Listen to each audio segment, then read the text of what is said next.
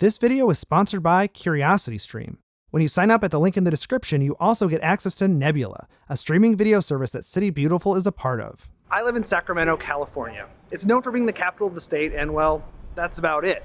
It also happens to be home of the Golden One Center, a shiny, literally shiny new arena built primarily to host the Sacramento Kings NBA basketball team. It's also the center of a downtown retail district awkwardly titled DoCo, short for Downtown Commons.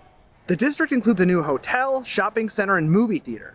Nearby, a new medical center, shops, and restaurants have sprung up around DoCo.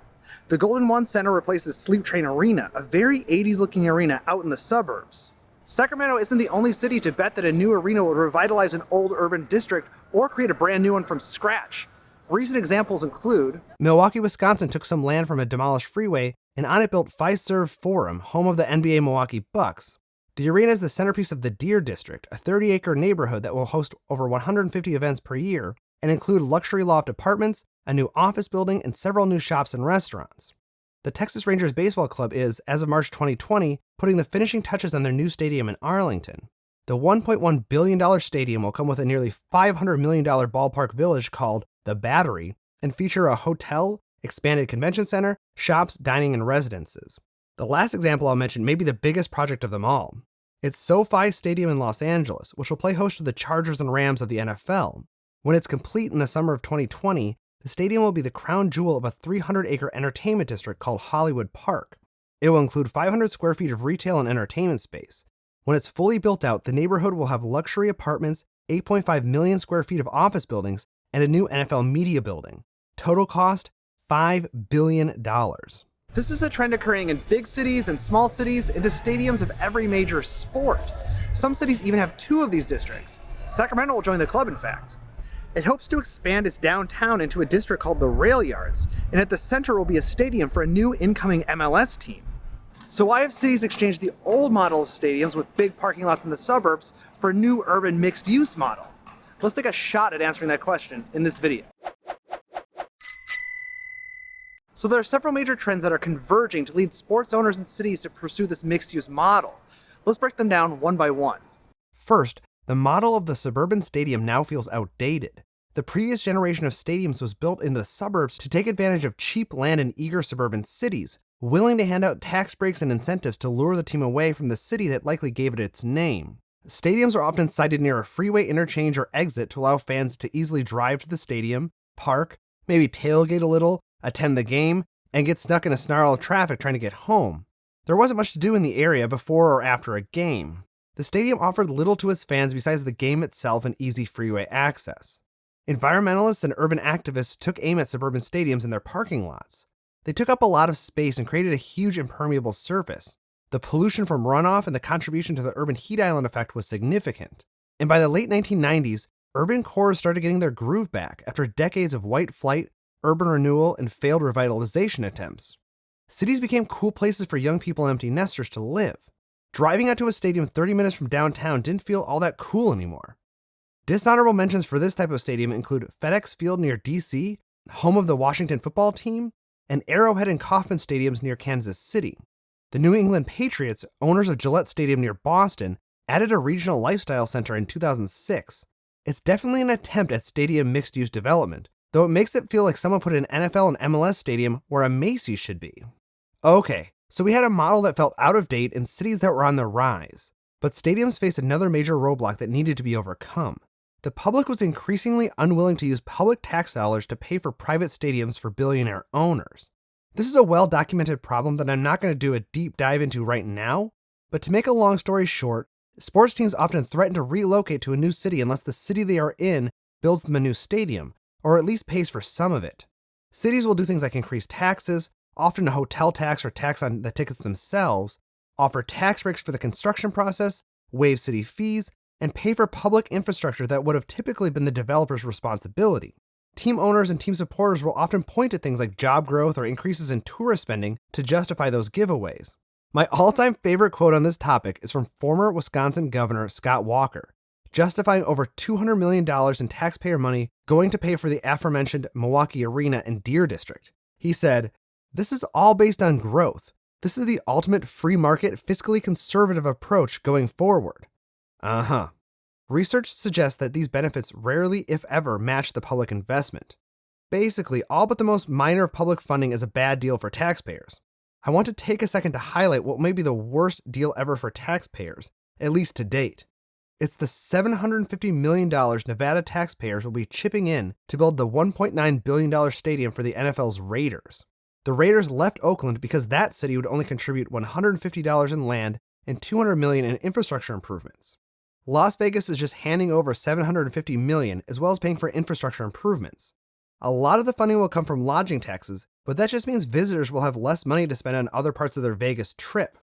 All for a stadium that will be used about 10 times per year for its principal purpose. So if you can't get tax dollars to pay for a stadium, what about getting tax dollars to pay for urban revitalization with a stadium thrown in? New stadium projects are now pitched as public-private partnerships. The private entity gets their stadium and income from the rents and sales of the adjacent district, while the public sector gets a vibrant new neighborhood or a newly revitalized one. The approach is so popular that every single project that Populous, the largest stadium design firm in the United States, is designing has some mixed-use development component. It also makes it an easier sell to taxpayers, particularly when the city needs a public referendum to approve the funds necessary for the project. Voters today may strike down a straight-up transfer of public funds to a sports owner, but they may be more amenable to the idea of the stadium anchoring a hip new district. If this approach sounds kind of familiar, that's because it is. Cities have been betting on the urban redevelopment boost of big-ticket buildings like museums, performing arts centers, and convention centers since at least the urban renewal era of the 1940s through 1960s. In fact, even back then, stadiums were pitched as downtown revitalizers. One good example of this is Busch Stadium in St. Louis. No, not that one, the old one. There we go. The stadium was built as a part of a larger redevelopment effort in the city that included the construction of the St. Louis freeways and the iconic Gateway Arch. These projects also resulted in the destruction of countless low-income neighborhoods. St. Louis's small Chinatown was demolished for Busch Stadium. Busch Stadium was built in the same era as other urban renewal stadiums like Dodger Stadium in Los Angeles, Shea Stadium in New York, and the Astrodome in Houston. Old Busch Stadium was demolished in 2005 to make room for a new Busch Stadium. The outfield of the new Busch Stadium overlaps with the footprint of the old stadium, and the rest of the old Busch Stadium footprint plays host to a stadium mixed-use district called Ballpark Village. It's the circle of life for downtown stadium revitalization schemes. So are these new stadium projects any better than the old ones? Should we be skeptical or cynical or supportive of these new projects? Well, in general, I think the new ones are better than the old urban renewal projects. I mean, these new ones don't include slum removal in its stated goals, but I would be skeptical of any project that gives large sums of public money to a private entity. For example, we should be careful about who are intended to populate these new stadium mixed-use developments. Many of them feature luxury housing and offices, as well as upscale restaurants and shops.